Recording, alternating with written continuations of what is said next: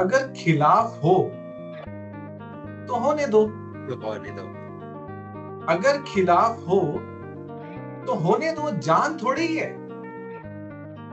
अगर खिलाफ हो तो होने दो, जान थोड़ी ही है। अरे सब धुआं है, धुआं, आसमान थोड़ी ही है। People are talking about themselves. The tell me about yourself is a very important question. It's a huge evolution of the way industry is behaving.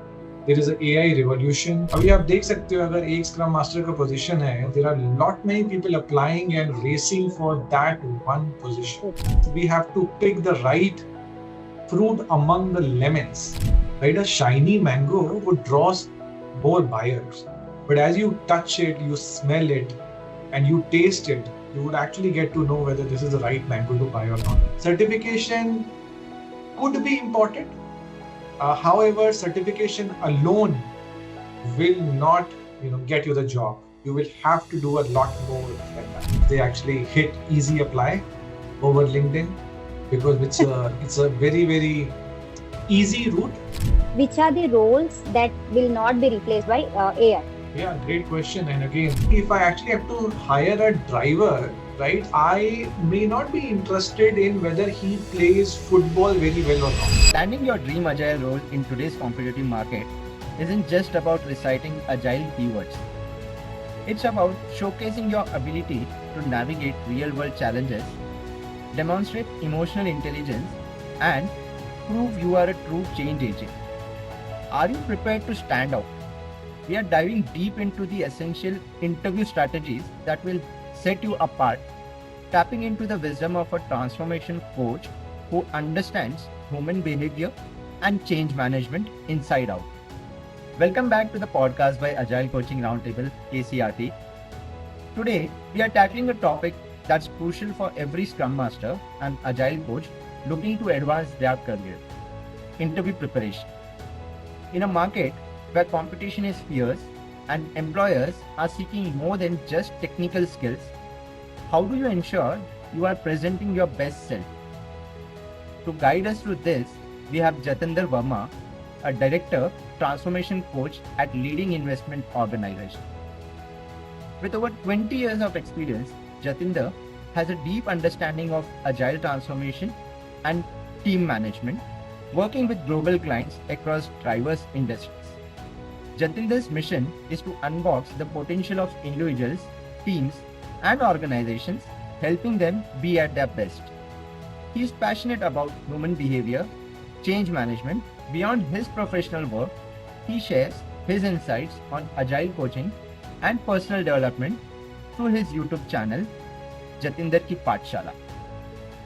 We will be exploring the critical red flags interviewers look for, how to showcase your emotional intelligence, and the common pitfalls to avoid. So without much ado, let's get started.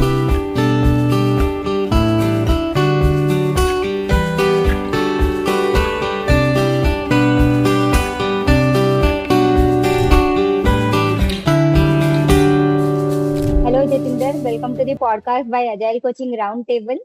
It's a great pleasure having you on our show. Thank you so much for joining us today. That's definitely, I'm also thankful for giving this opportunity and connecting with you too. Thank you, Ramya. Thank you, Vivek. It's our pleasure, Jatinder. So today we want to have a conversation with you on the topic interview insights for coaches, that is Agile coaches and Scrum Masters. So we know that you are doing this entire series about how to fail interviews, right, on LinkedIn. So we thought it would be a great opportunity because now if we see it's the right time for people to wherein people switch the jobs, right? Because it is like year ending, financial year ending kind of a thing. So there are a lot of job switches that happen. So we thought this is the right opportunity for us to maybe have catch you off guard and kind of have a conversation with you instead of just your LinkedIn post. So to begin with, it's like in interviews, many candidates who can recite agile terminologies, right? But then how do interviewers effectively gauge candidates' ability to navigate real world agile challenges? What are the key things that they look into candidates? Sure. So सही time पे आप हथौड़ा मार रहे हो जब चीजें गर्म है ना. Okay, nice. Um, I'm just thinking if I can use any analogy to make it more sensical. So this is actually the summertime, and I also got some mangoes today, especially Begumpalli, that is quite famous here. So actually, when you go out and buy mango, you engage different senses to actually get the right mango, right? First of all, it should be shiny, right? And that shiny becomes a hook for the buyer. Then you also touch that mango, whether it is getting pressed quite deeply or it is ripe, right? And then you also want to have a taste. Some actually vendors give you to taste as well, whether it is sweet or not, right? And then when you have the right mango by engaging different senses, and your senses are telling you that this is the perfect mango for me, then you actually buy it, right? So similarly, the interviewers basically engage their different senses, and it is, of course, as they say, you actually get the smell of the right candidate. In fact, they actually make a judgment in first 2 or 3 minutes that this candidate is going to be the right one or not. When especially people are talking about themselves, the tell me about yourself is a very important question. I think everybody should prepare in advance for that question. And you get that smell, right? You get that taste, you get that aroma, you get that vibration. So, so what I'm saying in a nutshell is that asking different situations from the candidate will actually expose the candidate whether that candidate has a tasty experience or not for a buyer, right? And once buyer actually judges you for that situation, and it's very clear whether this person has played out the role or not.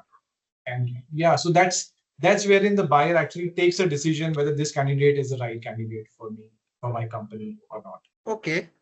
So Jatinder, I mean, just to extend to this conversation, I mean, obviously, what has been till this point of time in the circle of agile, if we want to say it, what was expected from a agile coach or a scrum master back maybe 5 years down the line, in 2020. Now things have changed. Obviously, lot of things are expected from an accountability point of view. If a person is a scrum master or an agile coach, he or she is not only expected to be only focusing on the semantics of agile.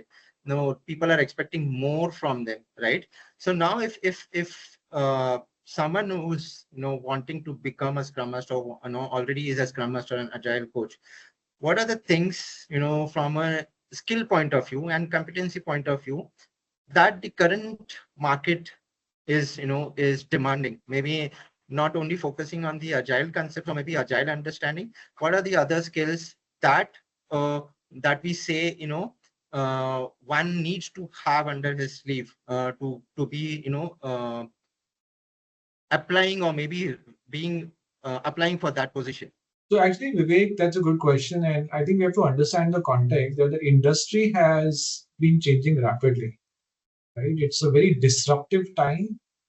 It's a huge evolution of the way industry is behaving. There is an AI revolution, and especially the demand supply equation has gone haywire. अभी आप देख सकते हो अगर एक scrum master का position है, there are lot many people applying and racing for that one position. So now this is the kind of context we are talking about. Earlier, 5 years before, when the supply was huge, the supply was less, in fact, the demand was huge, then you do not have to bring out lots of competencies to show that I am the right candidate, right?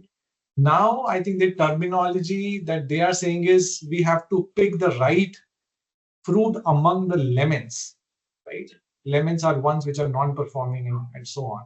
So, in a nutshell, how one can show their ability that that person is better than others is what we are actually asking. So it is beyond Scrum and Agile knowledge, how you can actually add more value in terms of Do you have coaching competency, right?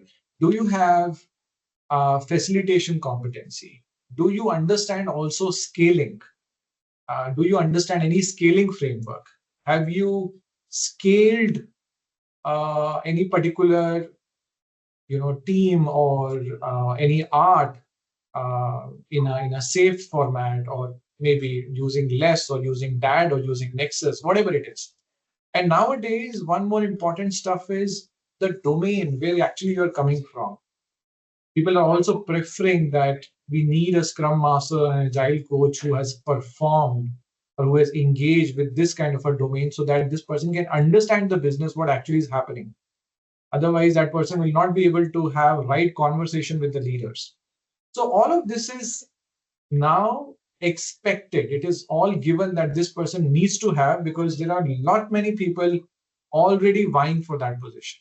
Absolutely. I mean, I completely agree on that point. And since you also mentioned about emerging technologies like AI, right? But how much ever we talk about maybe AI coming into this picture or kind of a stuff. So I remember very vividly that so I work in an AI-based organization, and I got an opportunity to even kind of do a podcast with our CEO.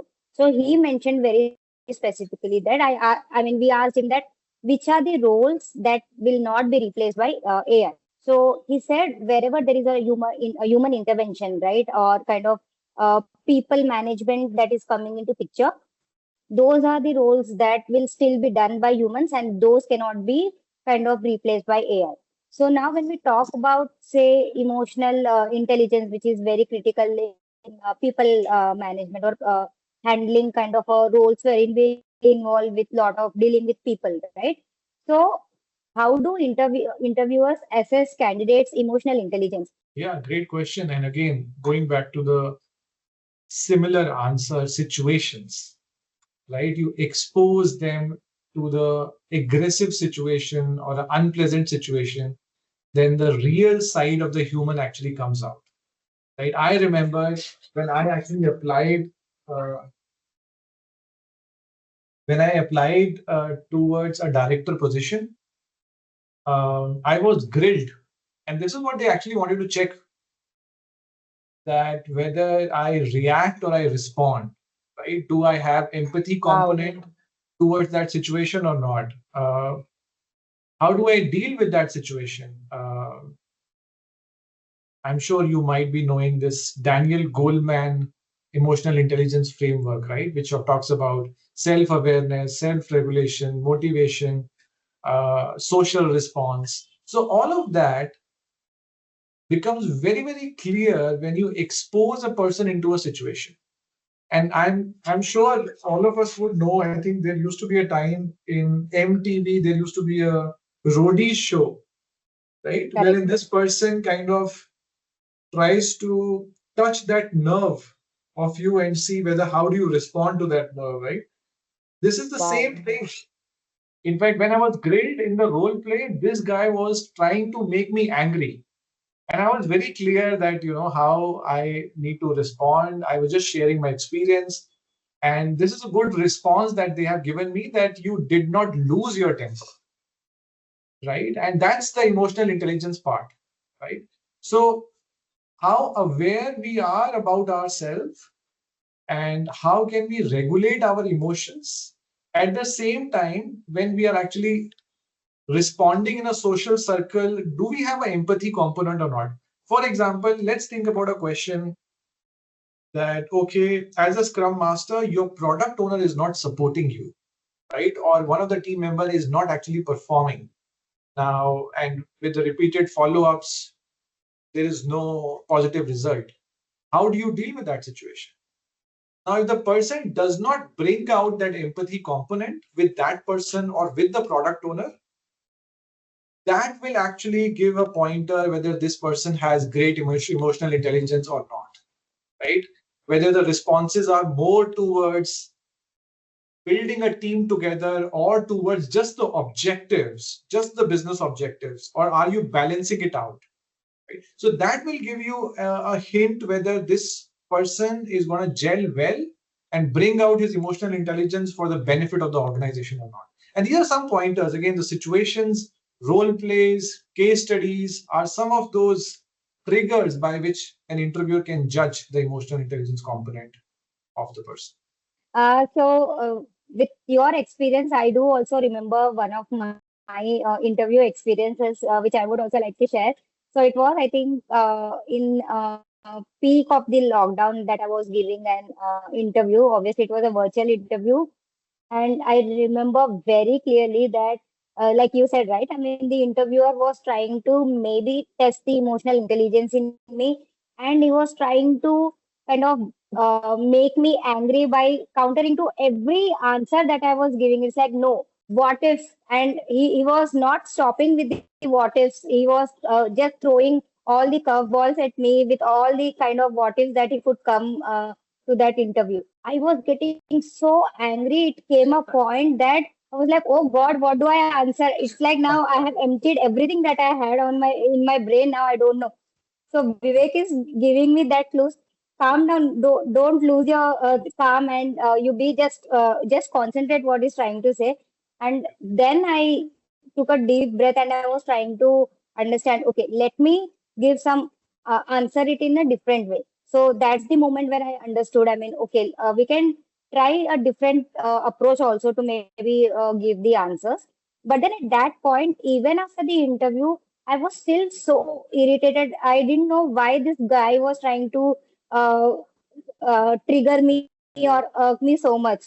But then now, obviously, after I spent years doing that, is when I became interviewer. Obviously, I was interviewing, but my style of interview was not that. So I would have done asked questions differently to test emotional intelligence. But his style of interview was different. So for me, it was first time that I was facing this. And in the retrospect, I could understand. Okay, he was trying to test that emotional intelligence or how calmly I would be able to manage or maybe handle the situation where team members get into argument or someone try to pull us down, right?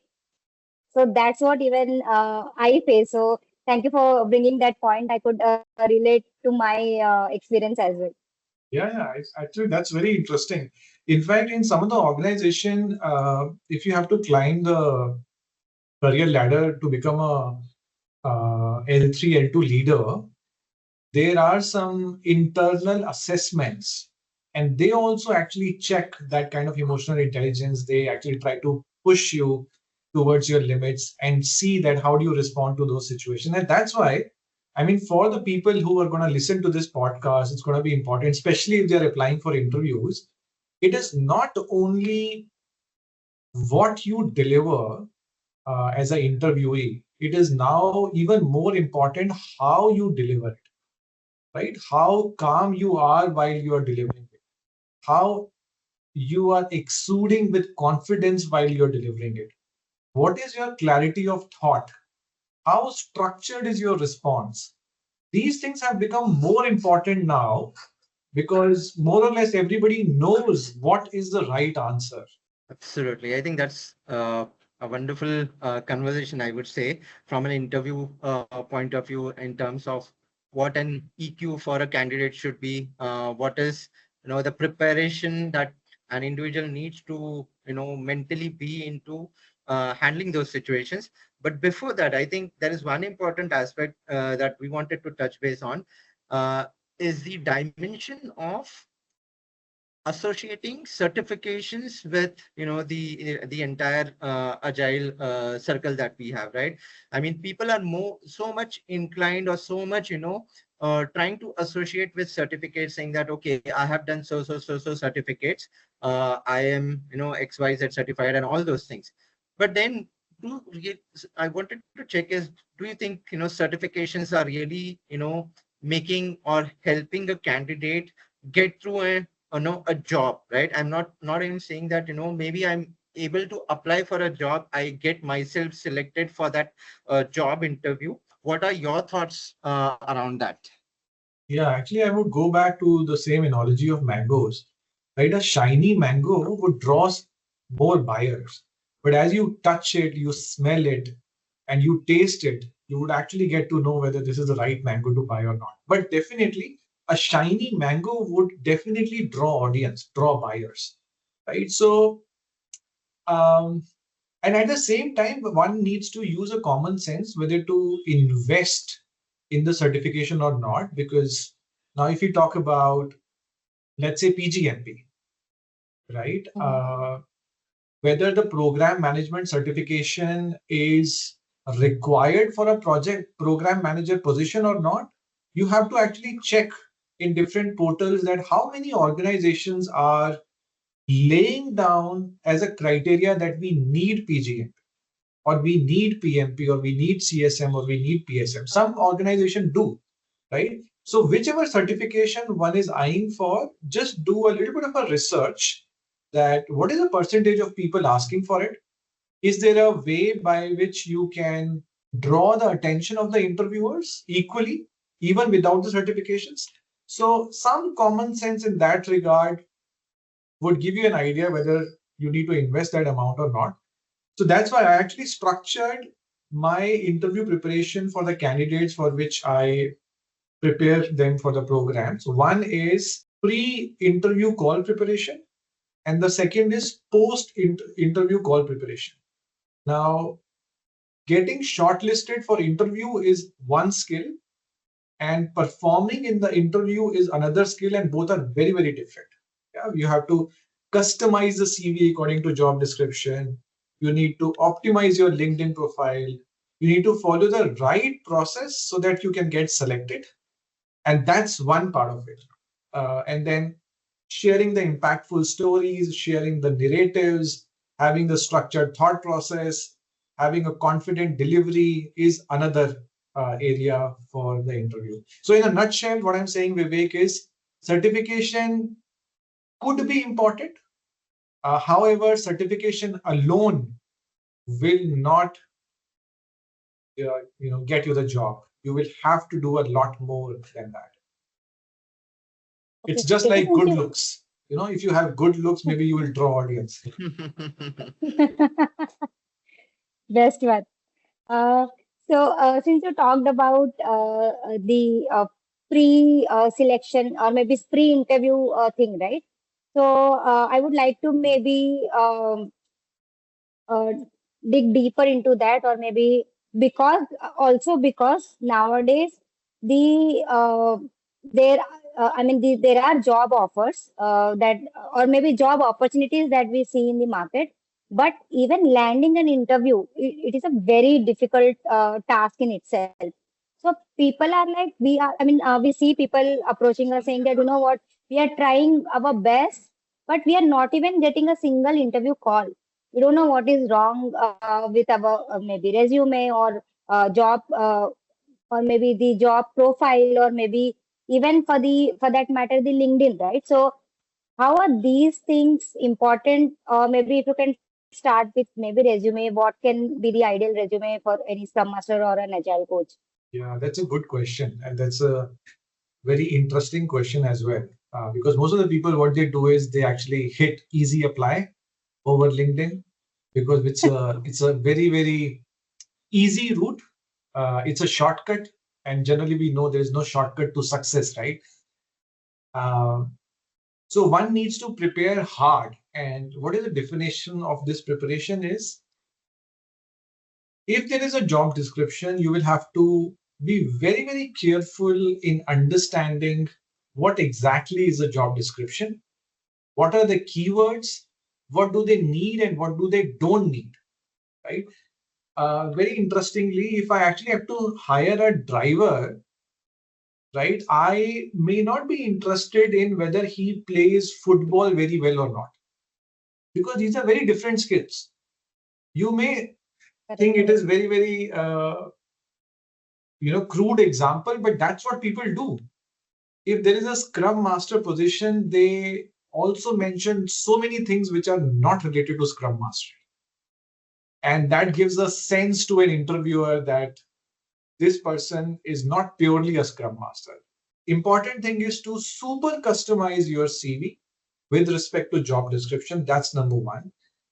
Number two is how are you applying, right? Are you hitting easy apply, or you finding a reference inside that company, or you are leveraging some resource whom you know through which you can actually get a call, or can you get in touch with the hiring team, or can you get in touch with some people in the organization and just pinging them that you are interested.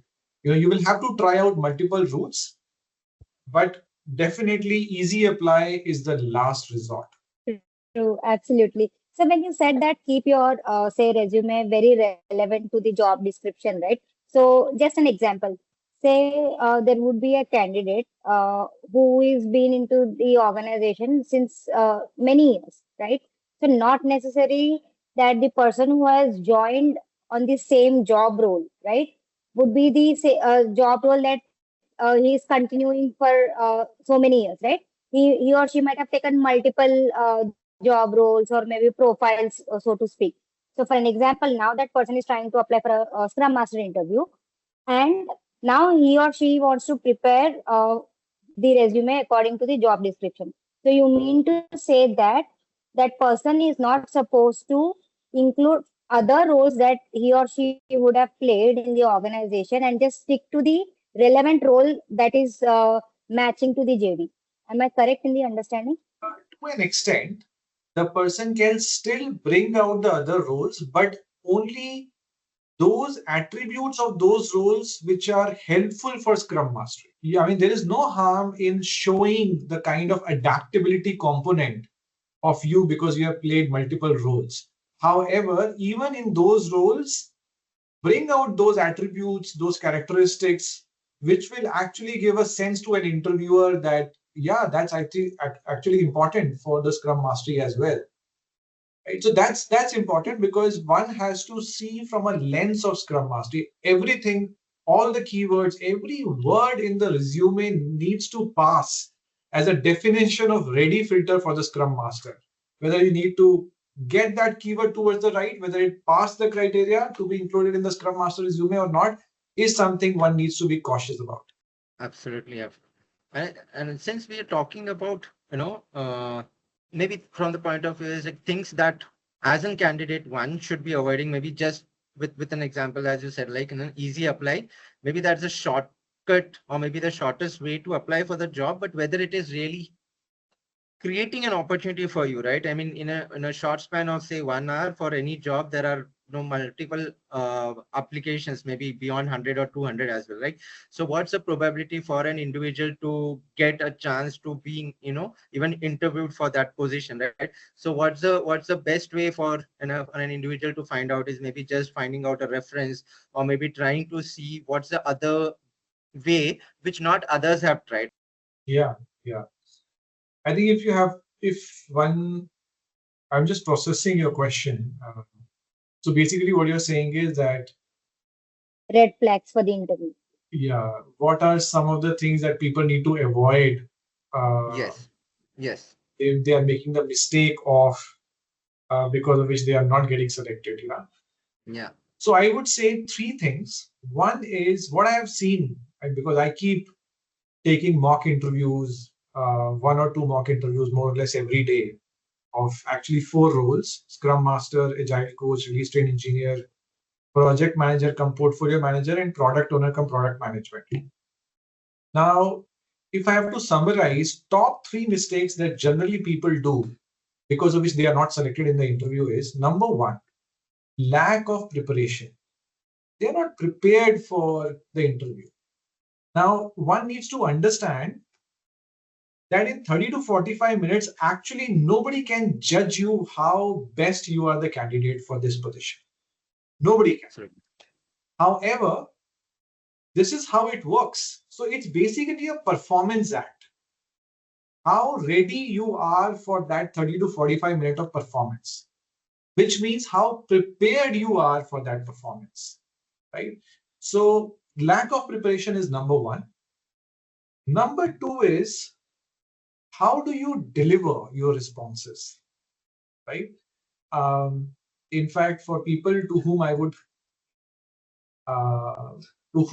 help, I have created a framework called OSS framework. And with this framework, people can very structurally articulate their responses with the impact, right? So that would help them in the second part. How do you deliver your responses? And the third very interesting equation is power play. Now it's a conversation between two people, and if one is coming from a mindset, please select me. And actually, the interviewer gets the vibe of that, consciously or subconsciously. And then it becomes a power play. If you are showing yourself as vulnerable, then it's a human psyche to actually take an advantage of that. How do you maintain your dignity, your respect, your composure is actually also a very important subconscious trigger. And actually, most of the decision making happens from an emotional brain. Right? So, in a nutshell, lack of preparation, how do you deliver it, and coming from a mindset of I'm okay if I'm even rejected, right? My life doesn't depend on it. I mean, coming from this mindset, most of the time the result becomes positive. Wow, And these are I yeah. really like the third Yes. aspect of it, right? Because that's the most important or the key thing that one should remember is like, obviously, then it's like, if you look at from the other way, it's like creating a kind of pressure on yourself, right? If you are so much into that, this is where I want to have this opportunity, I want to grab this opportunity, and your only thought process is then, irrespective of what the questions are, I would try to match, or maybe try to give those answers which the interviewer is expecting, right? Maybe at that point of time, the interviewer might be trying to assess how this person is going to react for a particular situation, right? That might be something as what we say, a googly kind of a situation, and we as a person, right, we might give up to that googly, saying that okay, this is how I would do, because I am into this position that I really want to get into this opportunity. And then it obviously is going to backfire you, because you have not given, or you have not constructed your answer in the right way, which is ideally should be the right way of approaching that situation. But you took a different way or different approach of giving that answer, because you felt that maybe this is what the person is expecting me to answer. Absolutely. And that reminds me of that Three Idiots movie, when this person gets interviewed and the interviewer is trying to lure him. If you can actually adjust your attitude, then we can think about it. वो कहता है आप अपना job offer रख लो, मैं अपना attitude रख लेता हूँ. And then the interviewer actually flips. Right? And that's the aspect I'm talking about. और इससे मुझे एक बड़ा इंटरेस्टिंग, अगर आपको शेरो शायरी में इंटरेस्ट हो, तो एक राहत इंदौरी साहब हैं, और वो बड़ी इंटरेस्टिंग चीज बोलते हैं. Let me remember if I can recall it. वो कहते हैं कि अगर खिलाफ हो तो होने दो, अगर खिलाफ हो तो होने दो, जान थोड़ी ही है. अगर खिलाफ हो तो होने दो, जान थोड़ी ही है. अरे सब धुआं है धुआं, आसमान थोड़ी ही है. Wow. So he brings it out very, very beautifully. That's something we need to be really, really cautious about. So true. I mean, another aspect of what I try to also maybe tell people is that do not make it like a interview kind of a situation. Make it a conversation, right? So it's in our hands, as in how do we set the mood of the interview.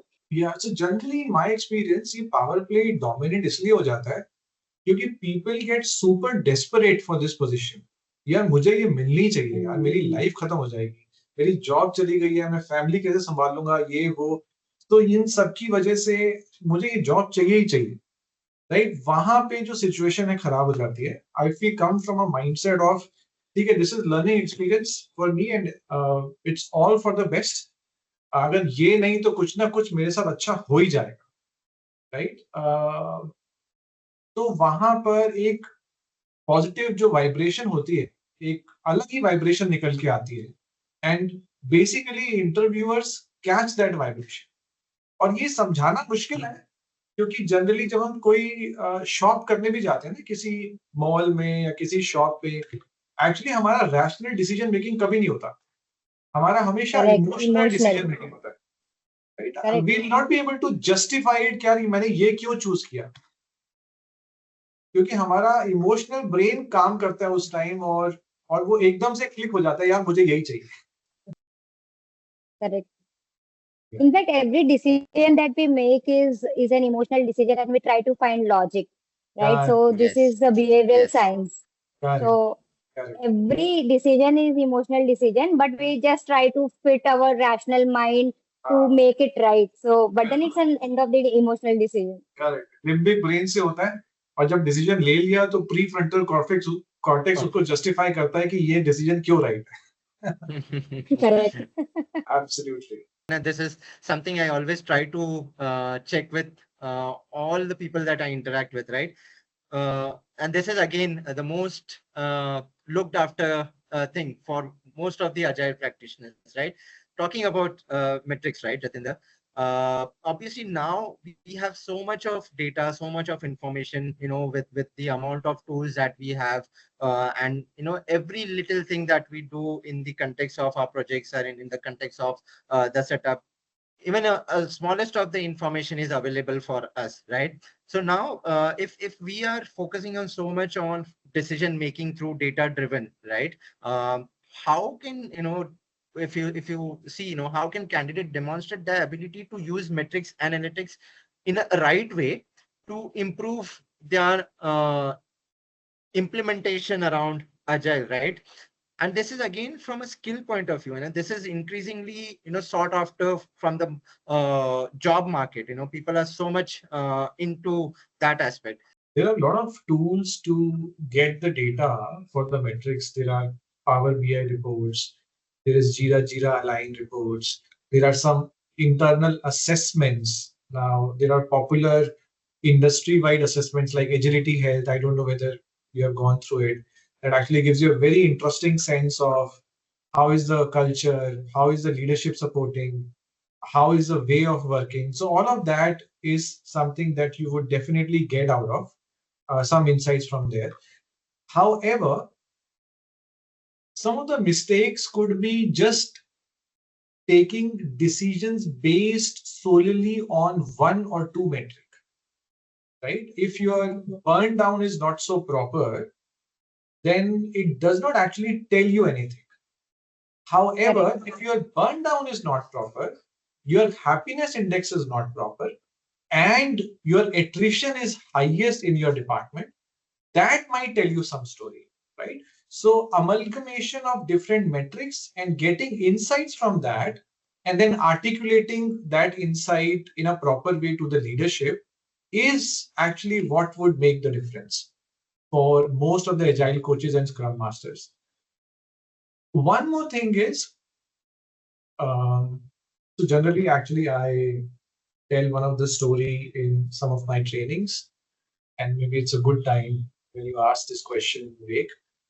एक बड़ी interesting story है, और वो story ऐसे है कि there is a monkey that goes to the tiger, and the monkey says to the tiger, hey, why don't you embrace forest principles and let everybody live peacefully?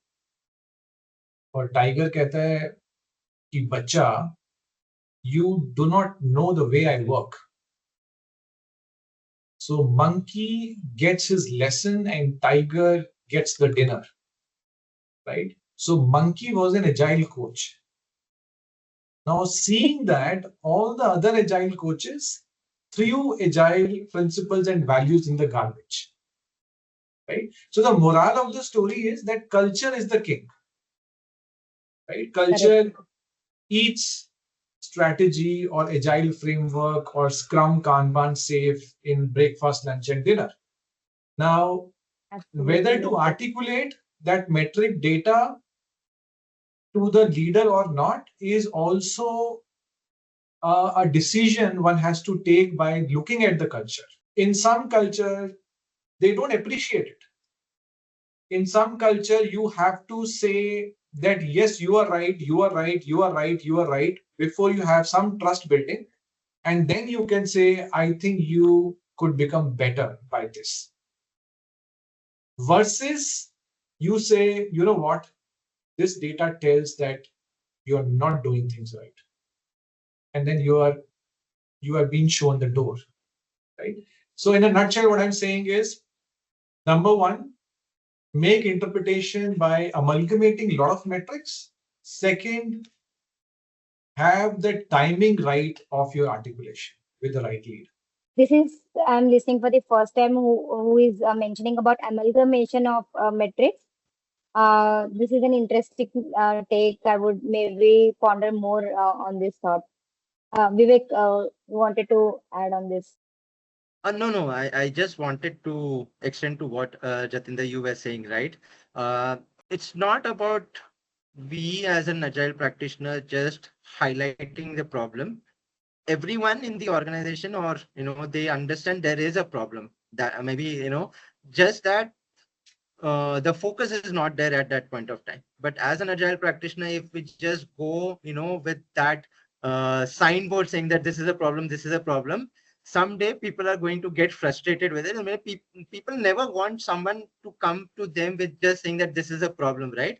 What are you as a practitioner doing with that problem? What's the solution that you are ready to provide, or what is that with the given context or with the given scheme of things that we have, without disrupting lot of things, how we can get over this problem is what people expect us to be doing. This is what just I wanted to add to Jatinder's thought. Yeah. So basically, one interesting thought process that also comes to my mind is, it's also a skill to observe the system, the way the system work, the way the political landscape work. And as any transformation agent or a consultant or an agile coach or a scrum master, I think this is a very important skill to understand who gels well with who is the power center, who is the decision maker, who is a person who would just abide by whatever is the norm, right? If you understand how the system work, then you would have better pointers how you will make this system change with your practices. Without understanding the system, if you just hit the arrow on the air, it may not hit the target. Correct. Absolutely.